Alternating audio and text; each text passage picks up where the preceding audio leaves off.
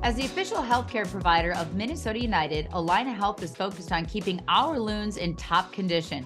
And with expertise in orthopedics, sports medicine, heart care, and more, Allina has the team to keep your family in the game too. The experts at Allina Health take the time to get to know you as a whole person, helping you achieve wellness for your mind, body, and spirit. It's an altogether better kind of healthcare. Learn more at allinahealth.org.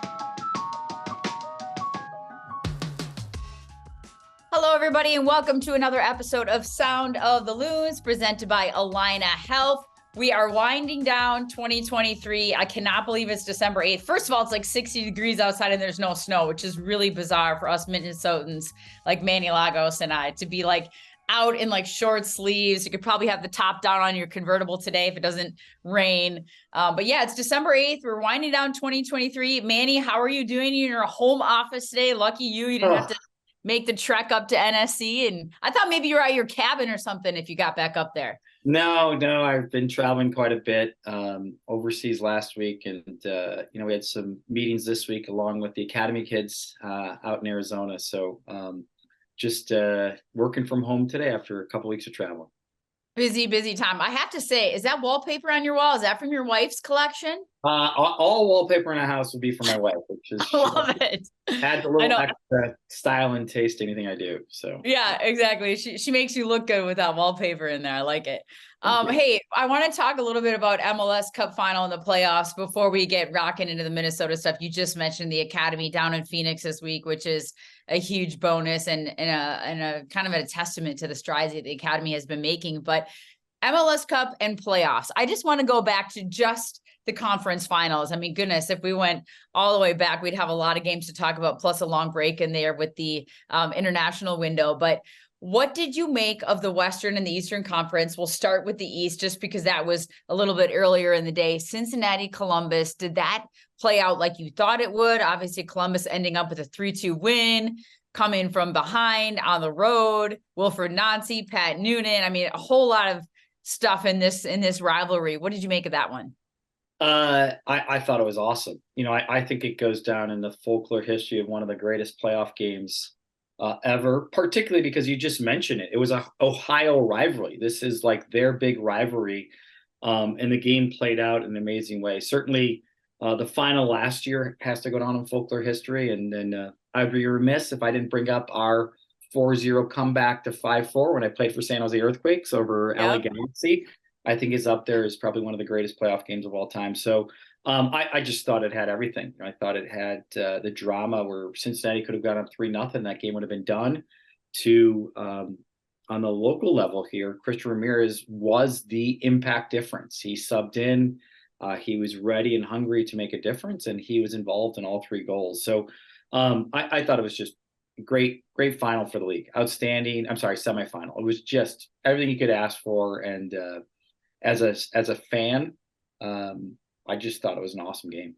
Well, and, Kevin Molino making an appearance as well. And kudos to him after coming back from a couple tough years with a lot of injuries and whatnot. But I want to ask you about Christian Ramirez, because how has he changed as a player? I mean, you had him here with Minnesota before Minnesota became MLS. And then he was here for a couple years and fantastic, scored goals, but it was just time to move on. And I don't think he's the same player now that he was then. Maybe not from a skill set, but from a mental, emotional capacity is sort of how he takes on his role in some of his interviews post-game, accepting of his role and how he can contribute to the team if he's not starting. Would you agree with that, or do you think he's very much the same? I'm going to disagree with you. Okay, go for it. Christian is somebody who, we found and developed and have grown with and seen him grown. And I am not surprised at all by his evolution in terms of dealing with adversity, in terms of who he is, both on and off the field. He's somebody that's always been a great player. And again, I think our fan base felt it. They knew that we had somebody special and that somebody was really kind of connecting both on and off the field. And, his ability to be a forward that scores while still really making an impact in terms of moving the ball. Like I said, that third goal and the touch was really, to me, reminded people that he's such a great passer. He's just not just a pure goal scorer. And really, he's embraced over his career being a starter, not being a starter, and proving himself. So ultimately, for me, I think he has always shown, and he showed this club for many, many years, and our fans how special he was.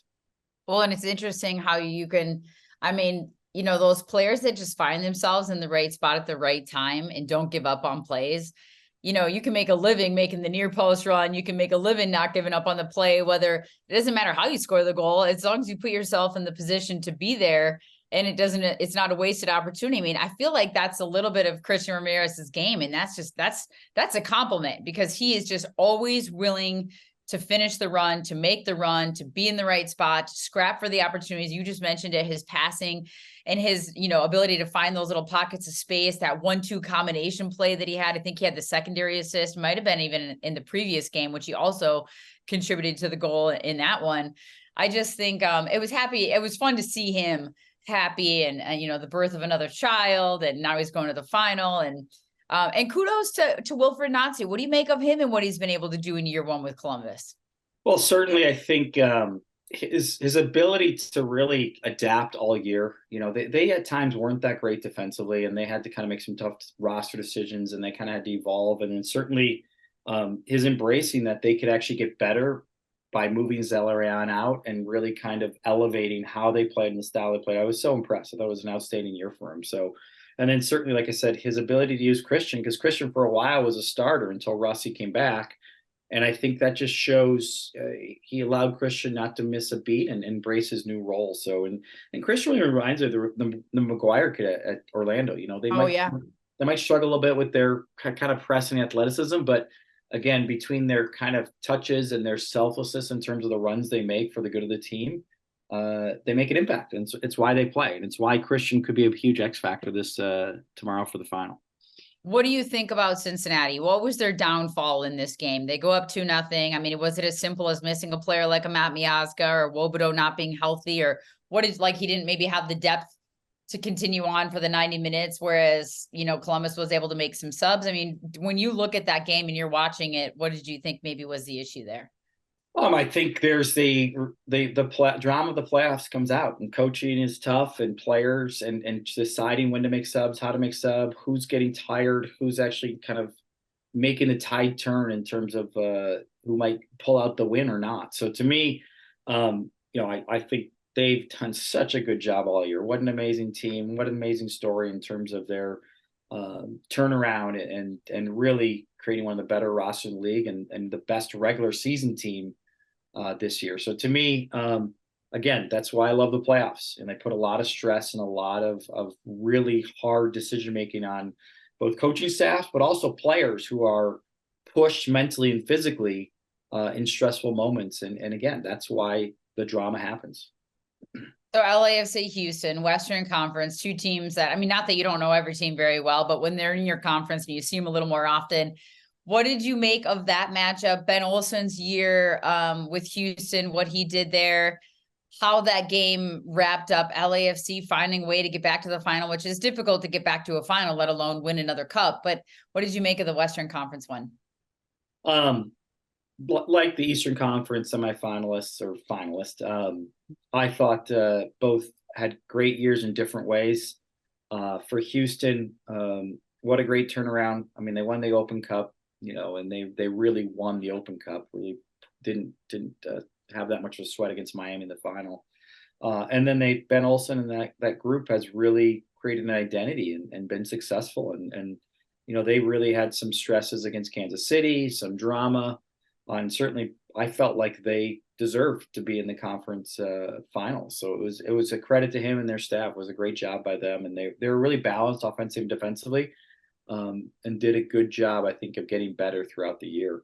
For LAFC, it was a little bit different this year. I think they actually took a step back in terms of their kind of balanced play and domination. They weren't quite as I would say, fearful to go out against and play. And in some sense, that's more of a credit to them, because this year they kind of found a way to win based on the fact that they weren't always great offensively or defensively, but they found some character. And again, that gives some credit to Steve Cherundolo. And then I think it's a lot easier when I think you have probably what I consider the most dangerous, best player in the league, and Denny Bouanga. He is probably the biggest difference maker in the league. And so they certainly built around that theme. So I didn't think it always led to the best soccer, but I think it's led to them really deserving to be in this final and play against Columbus. And to that point about goal scoring, it felt like to me that's sort of what Houston was lacking on the year at the end of the day. I mean, they had moved, their DP forward, Ferreira, didn't really pan out. Then they, rotated and eventually put Corey Baird up there, which he's not a bad forward, but he doesn't maybe have that same where he'll find a goal. When you need a goal, he'll find a goal, like Denny Bouanga, right? Whether he's stretching or whether he's running in behind, whatever it is that Bouanga does, like he just, if he's on the field, you have an opportunity to score. Whereas maybe Houston was lacking that a little bit in being able to finish some of those opportunities. How important is that to have a player that, like crunch time, big moments, whether in most of the time it's a number 9 because they're in the more dangerous positions on the field, that you could just lean on that at every level. We can talk about it at national teams. The conversation continues with the men's national team about a number 9 that you can lean on. So how different does that make the game or your team when you have that? Yeah, I think it makes a huge difference. At the same time, I think you got to be careful because one player is not the entire team. And I think I just mentioned that LAFC had to overcome their own challenges because sometimes Denny Bouanga doesn't help the team balance, in all honesty. They have to sometimes build it around getting him those one-on-one moments versus the flow of the game.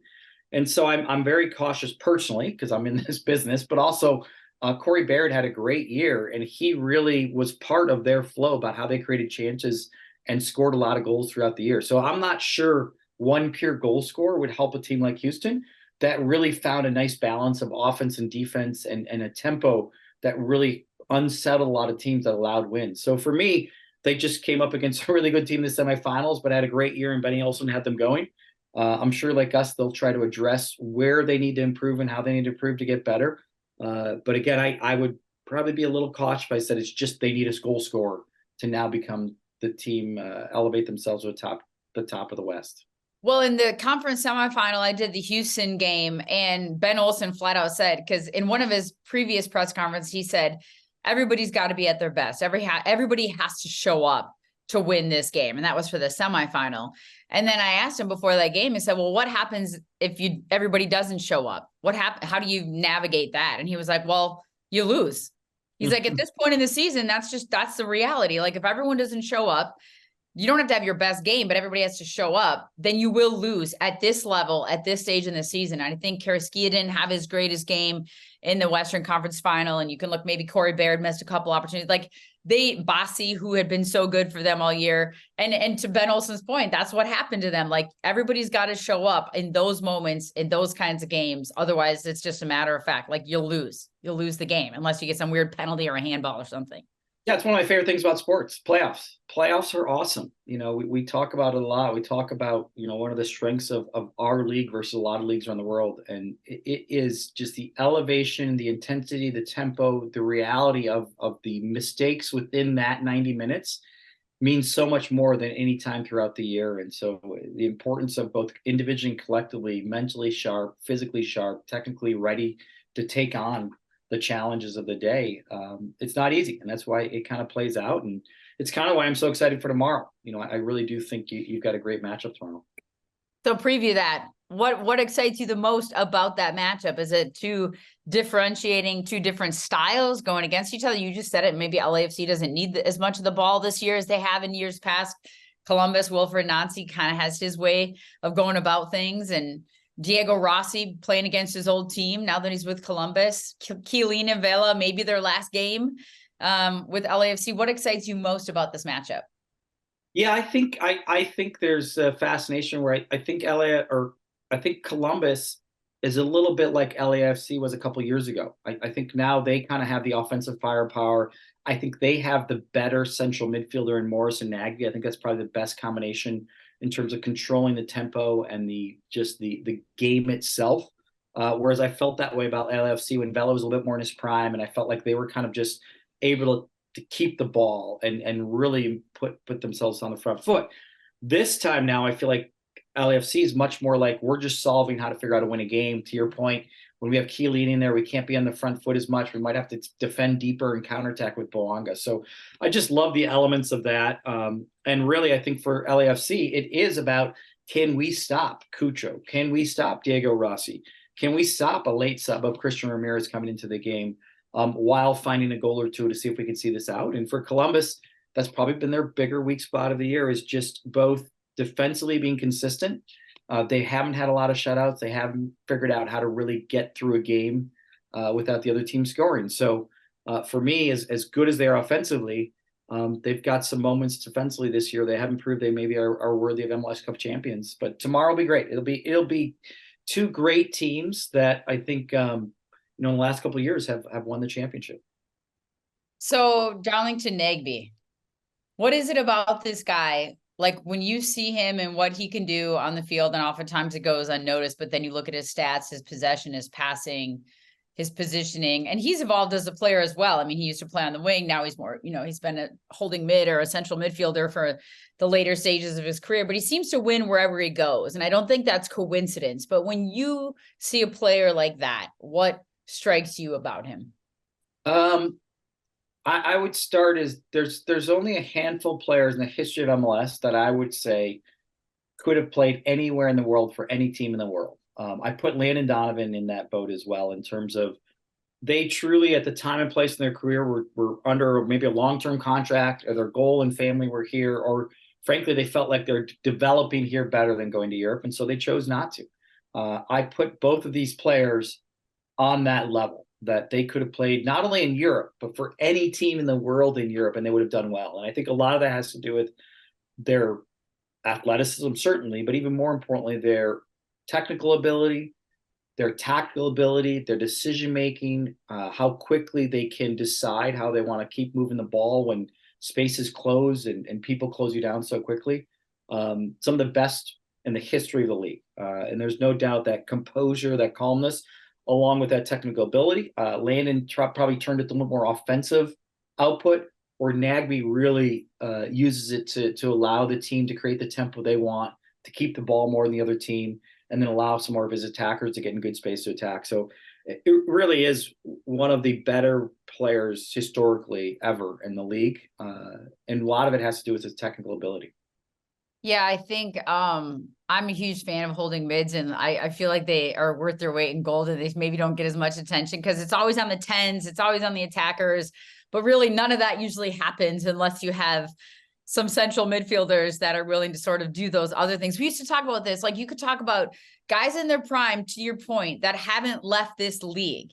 Right? You could talk about Ozzy Alonso, right? Another one of the greats, never left this league. Diego Chara, who has never left this league. Like these guys that for some reason have stayed here, and they found a way to win pretty much everywhere they go. And you can give them the ball and they're just never going to lose it. I mean, that's kind of worth a lot in soccer. It really is. Yeah, it really is. So, and then I'm really excited about Cucho. He is one of the better kind of offensive players in the league tomorrow. I think he's really taken the league and created an identity for Columbus, particularly with Zellaran leaving. He really has stepped up and shown an amazing competitiveness. So, and then I also love the American side of the game tomorrow. I think sneakily Morris has shown he's one of the better center midfielders in this league, and it's nice to see an American player kind of having that kind of impact.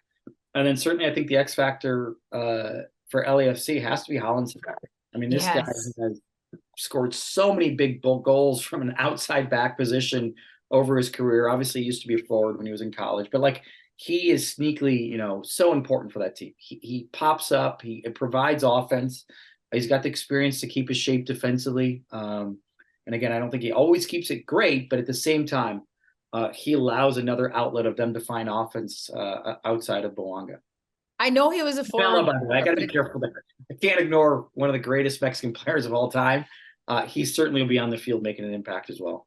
I know. Isn't that kind of funny that you can go most of the conversation and hardly mention him? I mean, it's like one of those, that's why I think this game is going to be so fantastic, is because you can talk about just about every aspect of the field and not even mention some people that normally are getting the limelight. But, you know, back to your point about Hollingshead, I know he was a forward, it's been some time, but when he makes those runs and gets at an angle where he can shoot, I mean, his technique, there's no hesitation. There's 100% confidence. Like, this thing is going to be on frame. He's a real threat, as opposed to some outside backs that are more making the overlapping runs, making the runs to get to the end line, not cutting in as much. They're more focused on service. I feel like he's a real like wild card for this LAFC team if others are getting shut down. Oh yeah, no, I just mentioned a second ago. I think he 100% is. I think that's one of the nice things about the game tomorrow is there's so many battles within the battles, and again, I like to see the battles with like kind of unknown American guys who've done really well, like Hansen, or up and coming like Morris, who I think is really showing that he can be a top center midfielder in the league. Yeah, I think it's going to be, I know he's been called into some camps, but it's a tough midfield for the men's national team to crack into right now, but you never know. I think he has an option to go to Canada too, if I remember that correctly. Am I getting somebody mixed up? It's so hard when there's all these names flying around in my brain. I love that they're flying around your brain. I'm not sure about it. I have to look. But I certainly, like I said, yeah, we have some great, players in Europe in the center midfield, but that doesn't mean that he can't pop over the next couple of years, because he certainly played really well this year. And he's still so young. So, but leading on to that point, I want to get first of all, your prediction. Who's winning tomorrow? What do we got? Oh my gosh. You can't expect to preview the final, which is at 3 p.m. Central. No. I've I've got Columbus. So, yeah. You have a score? 3-1. Wow. Okay. I like it.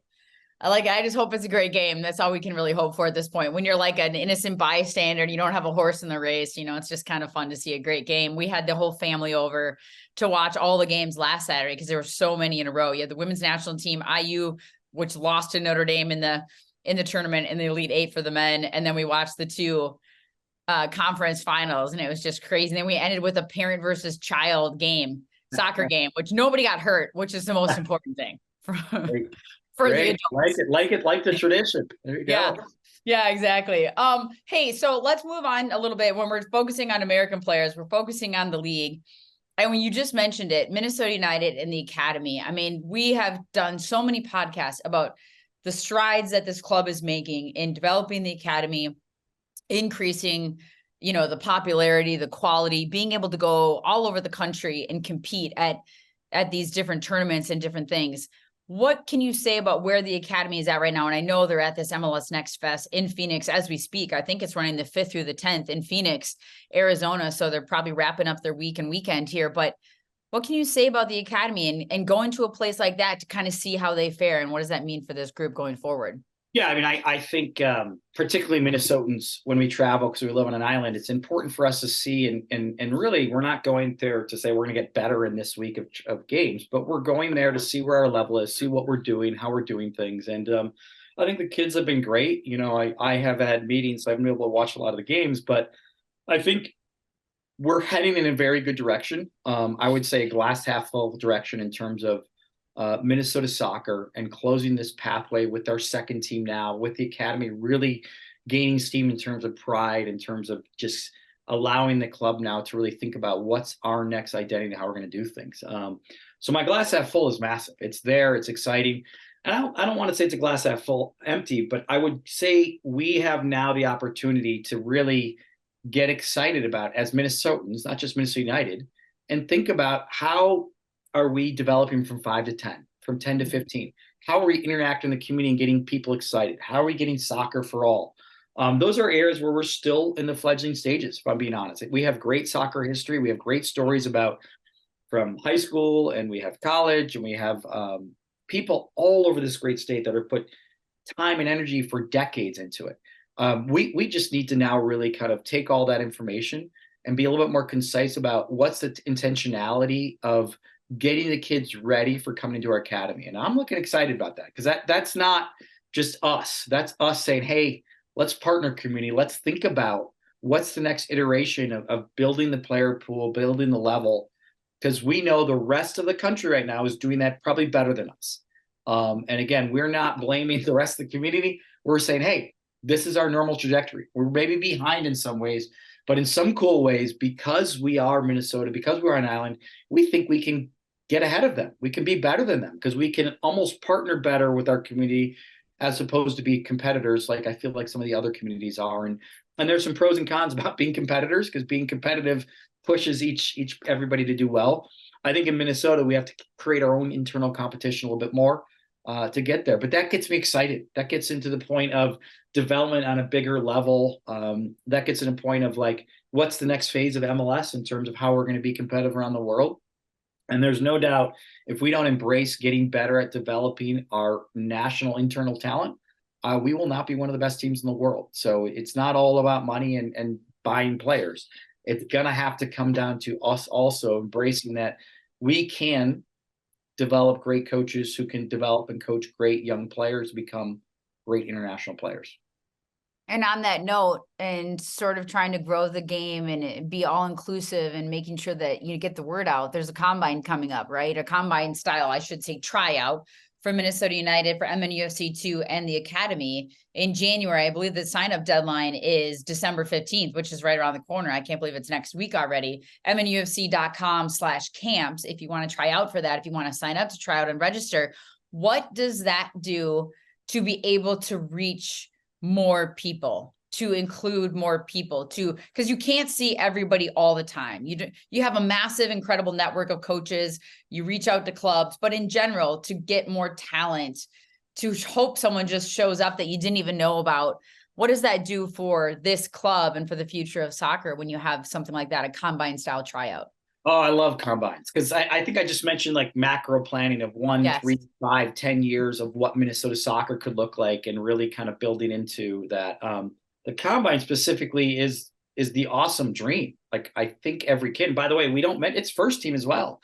Emmanuel Iwe went to our combine and signed a first team contract. So to me, the dream of the combine is not second team. It's everything. It's the professional contract that could be a first team or second team contract. So I love the fact that when we do combines, you're finding people who are showing what you want in terms of hunger, dedication, wanting something in their life that they've been striving for. So it's a big combine for us, because we have a lot of work in the college space. We have a lot of work in the second team space we're trying to do. We have a lot of work in our first team roster build, where we're trying to make a lot of moves to get younger and trying to find not just the college part, but it might be the college game. It might come from somewhere unexpected, from foreigners coming in to go to the combine. So it's always just a great event. And like I said, we've found success in the past finding talent. And I think our staff's always excited to run it and see if we can find some talent for the roster. Yeah, it's January 9th and 10th. As I said, the sign-up deadline, the registration deadline by the 15th. And I think it says on here that the applicants will receive a decision by the 22nd. Is that to know that if you qualified to join the combine? Is that what that means when it says you'll receive a decision? I would assume you put in your information. You have to hit certain barometers. I'm sure one is you have to be 16 years old. We should put that out there. But in general, I think it's funny, because even talking within my own family, now that the kids, some of these nephews are getting older, and I have my sister-in-law saying, like, tell me more about the academy. What age does that start at? How can they try out? Should they do that instead of their club team? I mean, there's a lot of questions out there within these club teams, and there's so many different, I can't even keep track of the leagues in Minnesota. I mean, we used to have like one league, and now there's like 2 or 3 leagues and ECNL and everything else. So what would make someone want to come and try out and do this combine instead of be at their club team? Why should someone want to try that? Sure. So real quick to clarify, Yes. The combine really is for future professionals that are right on the cusp of becoming professionals. So this is not youth soccer. This isn't kids who are trying out for our academy. Yep. These are kids who are looking for professional contracts that have maybe been overlooked going to college, or are in college or finishing college, that want to start a pro career.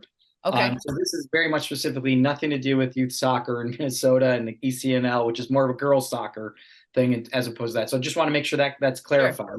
Sure. Mm-hmm. And then in terms of the academy, our goal is to be the top of the pyramid for boys youth soccer. And really, the way I look at it is we're excited to help partner with clubs to say, like, listen, a lot of kids may or may not be the right time for them. We want to find their channel to be successful. I would tell anybody that thinks they're at the level for our academies, they should get in there and show us, because we will just elevate them not only to us, but to a national and global level that they could pop to change their life, become a professional. So I encourage any family member, anybody believes their kid is good enough, they should think that and try that.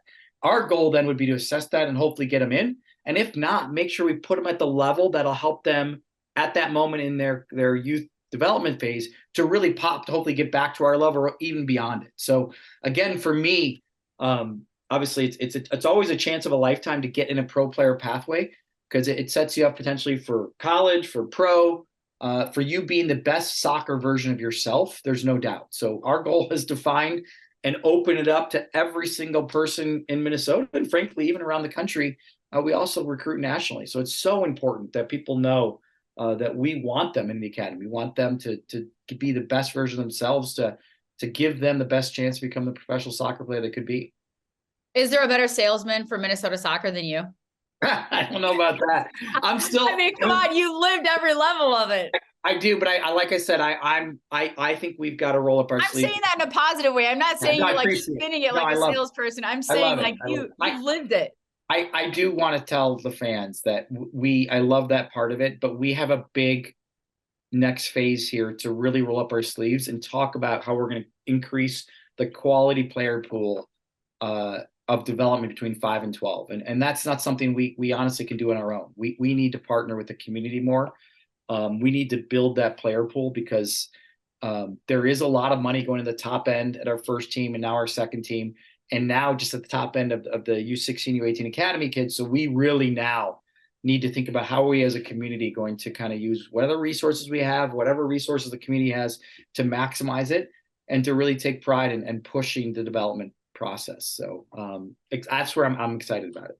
Yeah. Well, and I this isn't on the rundown, but I'm going to throw it out there at you anyways. But you just mentioned getting high level players, high level coaches, the development, pushing it. How difficult is it to find high level quality coaches? And that's not a knock on coaches. I mean, but there's a lot of education that goes involved. You know, there's a lot of work that goes into being a high level coach these days. It's not just anybody showing up. So how hard is it with the amount of academies and teams across the country now to find high level quality coaches to be able to, foster this quality you're talking about?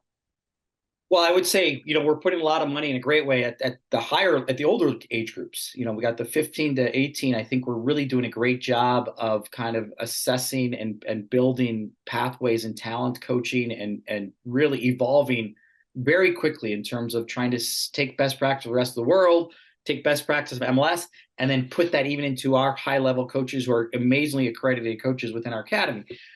Where I would say it needs to be picked up in Minnesota, again, I'm putting my hand up, we got to be a part of helping these clubs get there, is from 5 to 9. And I don't mind parent volunteerism. We need that.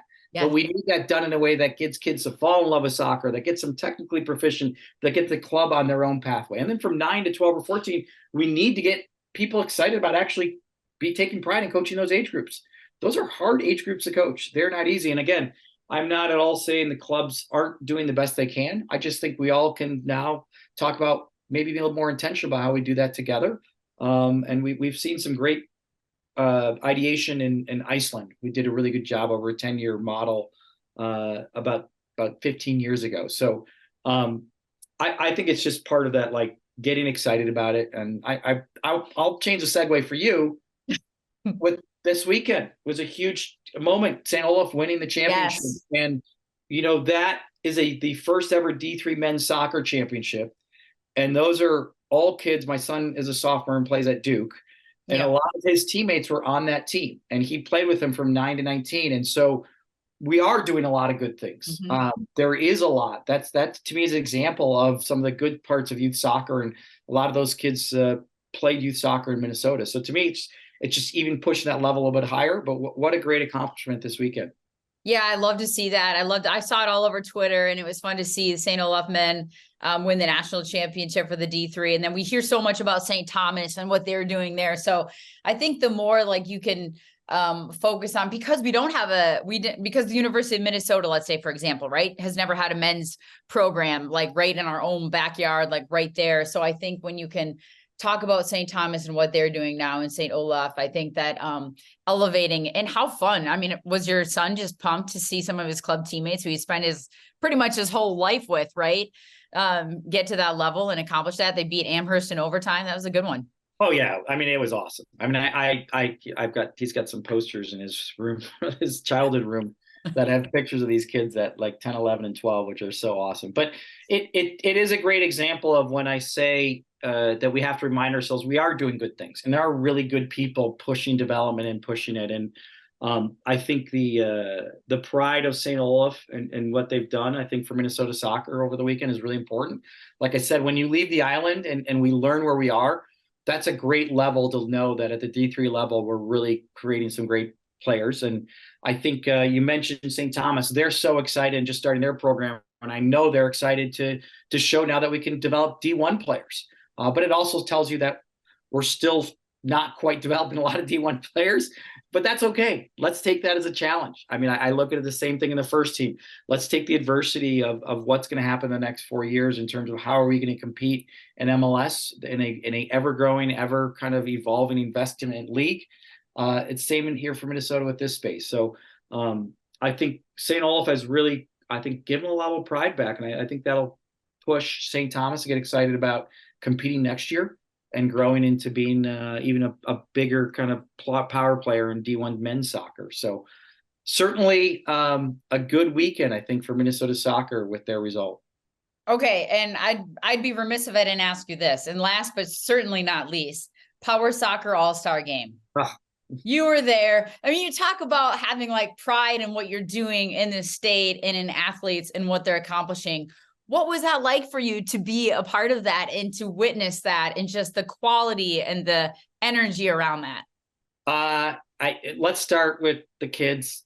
Unbelievable. Like, no, they are unbelievable athletes. They are so skilled. They see the game. They see the patterns. They see the passes. They move.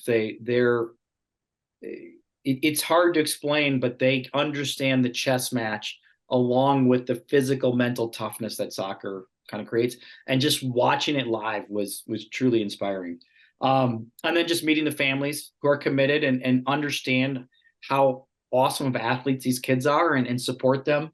And then it just gets extended to the community people, our club people that went to this, the corporate sponsors and the people that like are involved in a lineup. And their commitment now to understanding how amazing this is, it really is. Please go check it out online. Please, hopefully, when we have a couple of events that we do throughout the year, their season is winding down, but they'll have another season coming up again, and it is awesome. I mean, all of it. The machines are amazing, but the kids' ability to really adapt and play competitively is something I've never seen before. It literally makes me get emotional just hearing it, because you think about, and I mean, you tell me if I'm wrong, but they don't like to focus on what they can't do. All they focuses on is what they can do and what they've accomplished and what they've overcome. And like their spirit, their energy, their vibe, like the smiles on their faces, the parents like beaming with pride. Like, I just feel like it kind of just, brings it all full circle and sort of puts a bow on it when you're like, this is what it's all about, right? I mean, you talk about being all inclusive, soccer for all, diversity. I mean, we kind of skip over that segment oftentimes. And I just love to see it. I saw the highlights. I've seen the footage. I mean, it's so cool. And I love that it was right here in our own backyard at Brooklyn Center High School. And what a day that must've been. Awesome day. I'll just remind you, I every time I do these things, I learn some more, and you are totally correct. And I think the sentiment of what a great program it is, and it's going to be hopefully, and these kids are a part of our community and they're part of our club. So they wear the badge, they are part of us. But the mentality of winning, taking some elements of that and making sure we remind ourselves where we are in terms of our first team, our second team, our academy.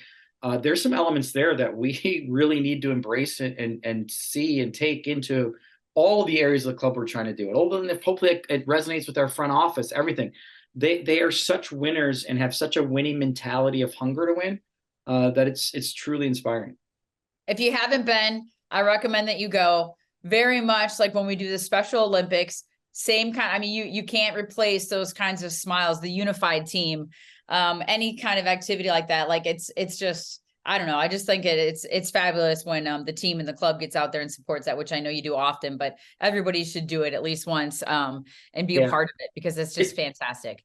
And it's a great reminder of that this is sports. That this is what we're doing. We're all involved this because of what happens on these different fields and what people do. And that's why it's awesome. You know, and again, I think we talk about the goals of the club, and we talk about how we're trying to create and build our identity, what we're doing. And we're doing it because we love to try to have that feeling on the field and what we're doing. And it's just so cool to see that the different elements with the academy kids, obviously unified, and power soccer. It's just a very special time for soccer, I think, in Minnesota.